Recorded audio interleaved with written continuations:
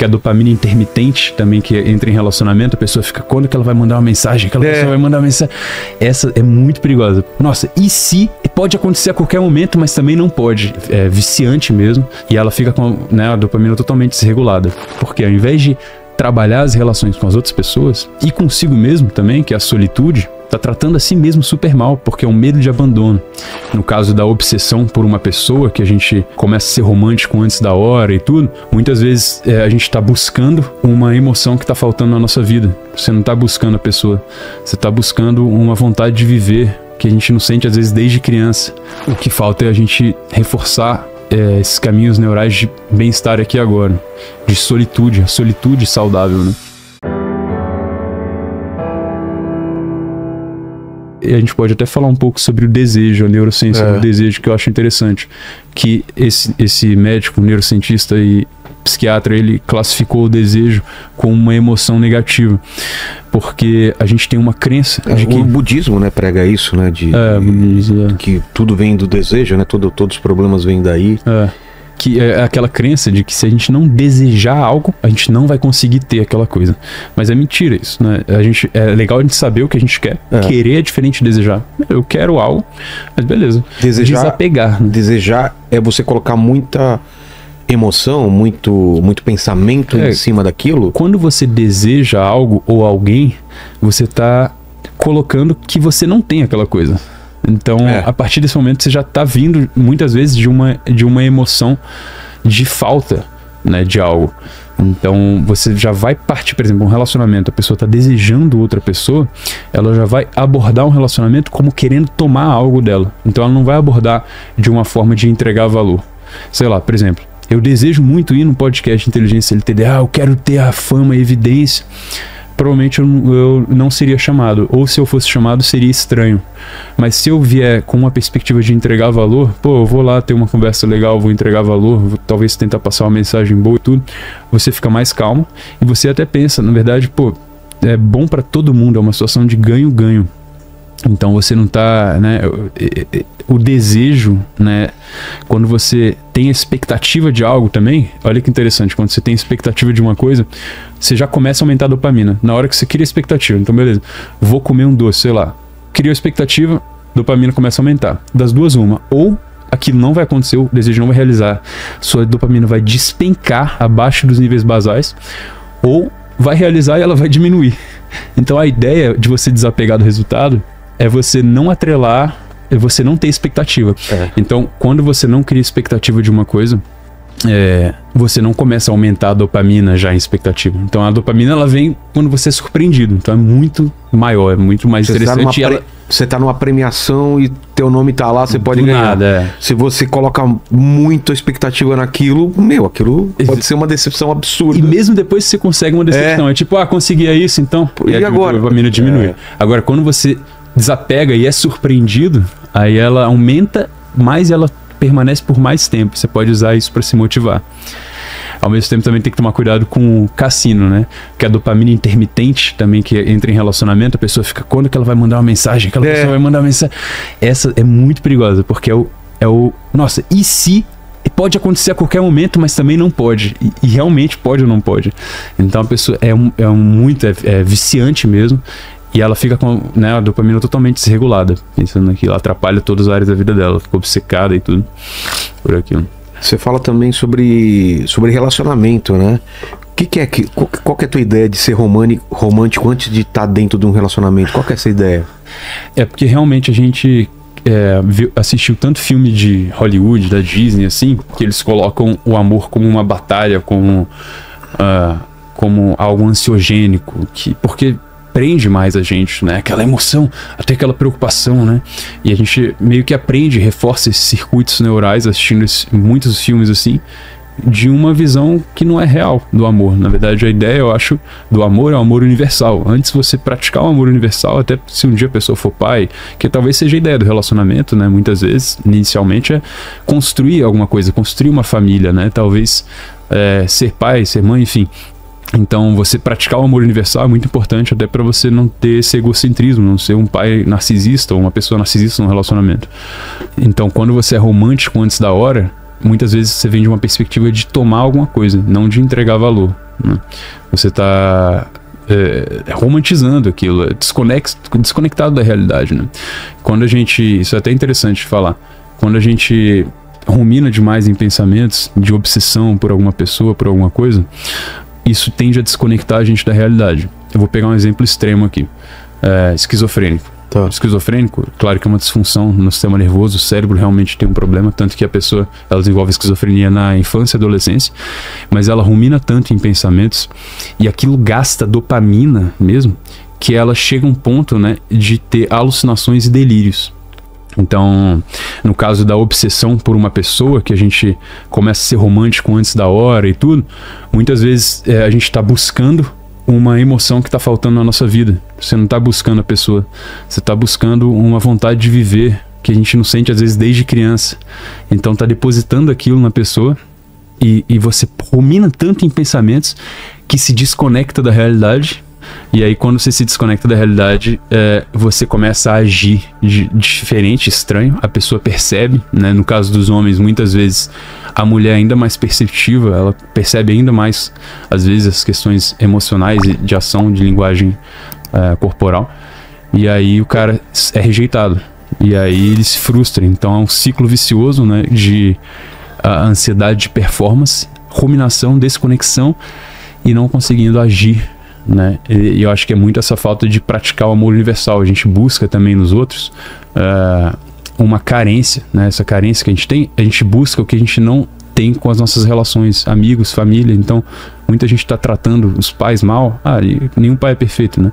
Tá tratando os amigos mal, mas tratando alguém que nem conhece direito super bem, porque ao invés de trabalhar as relações com as outras pessoas e consigo mesmo também, que é a solitude, tá tratando a si mesmo super mal, porque é um medo de abandono. Então, a pessoa às vezes teve um trauma de abandono na infância, e eu mesmo já tive isso, e aí ela reforça ainda mais o abandono, abandonando a si mesma. E como que ela abandona a si mesma?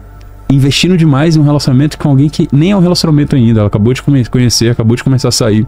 Então, ela tá se abandonando, e aí depois ela fala, mas eu fui super legal com a pessoa, e ela me abandonou. Na verdade, não é que você foi genuinamente legal. Muitas vezes a pessoa, ela acha que tá sendo legal, mas é a síndrome da pessoa boazinha. Ela tá sendo boazinha querendo algo em troca, né? Não é genuíno.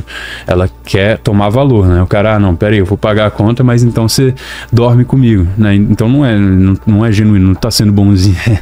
Então é só um exemplo, mas a questão é que o que falta é a gente ter mais, reforçar esses caminhos neurais de bem-estar aqui e agora, de solitude, a solitude saudável, né? Então, se levar no encontro, né? Você mesmo fazer coisas que você faria,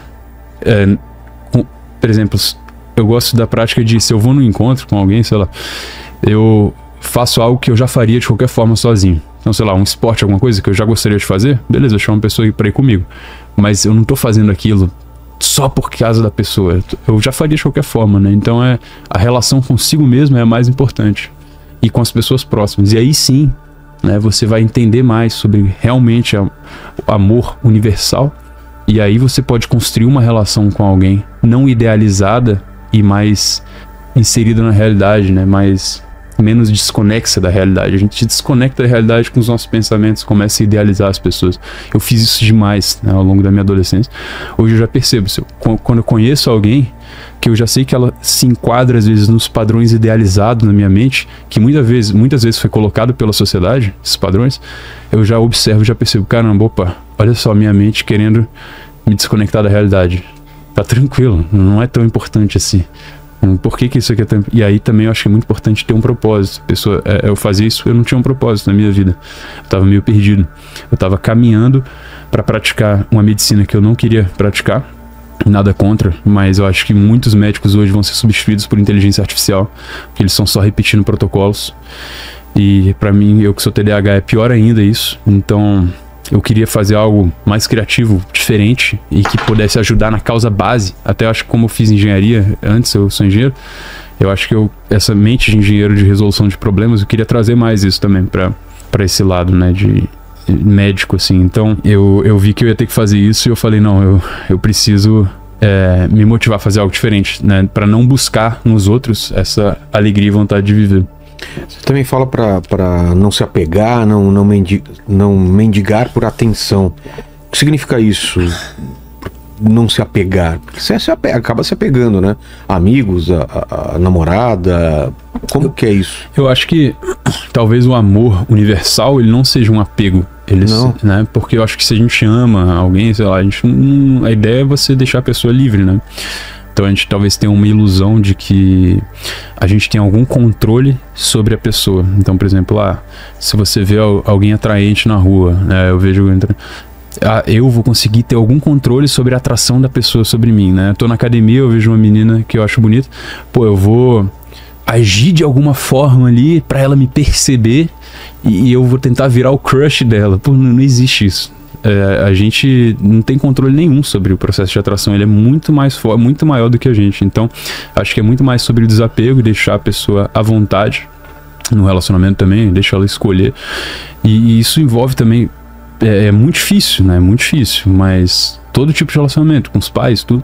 E se a pessoa, ela estiver mais feliz não estando com você, tudo bem. O amor é isso também, né? O amor é deixar ela livre, mas é muito desafiador.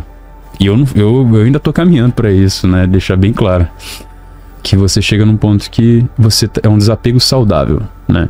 Não é tipo desapego, não tô nem aí. É um desapego saudável, sabe? E o mendigar por atenção, o que é? Eu acho que é muito isso, da gente procurar nas outras pessoas algo que a gente não tem, né? Na gente. Então, ao invés de trabalhar na nossa relação com... né, e melhorar, ter uma solitude saudável, passar por um processo de solitude... Então, acho que muita gente, quando... não sei o que fazer, Rafa. Não tenho propósito. Então, faça você mesmo, né? Treina, se disciplina. Começa a cortar alguns prazeres. Faça um pequeno jejum de dopamina, que é só um nome, né? Jejum de dopamina. Ninguém fica sem dopamina. Não existe jejum de dopamina. Mas é um nome prático que colocaram para você se abster de prazeres imediatos sem esforço por um tempo. Eu fiz isso antes de começar. Eu queria muito gravar o vídeo. Tinha medo de gravar, tinha medo de aparecer, porque eu sabia que eu ia ser julgado. Eu sofri até um pequeno cancelamento na minha turma de medicina. É normal, porque... Por causa disso? É porque foi durante o estágio. Eu ainda não tinha formado, foi durante o estágio obrigatório. E aí eu tava fazendo conteúdo e qualquer errinho que eu cometia no hospital, qualquer coisa, por exemplo, eu chegava atrasado. Que era até algo que acontecia, eu não vou mentir. Chegava, sei lá, 15 minutos atrasado, acontecia de vez em quando. Todo mundo, várias pessoas chegavam atrasado, mais do que eu, e não estavam nem aí. Só que a relevância de eu chegar atrasado, como eu era o mais foco menos ansiedade, nossa, ele fala aquilo, mas chega atrasado. Então qualquer coisinha, então eu era o assunto. E muitas vezes, esses ambientes de trabalho, as pessoas gostam de ficar fofocando.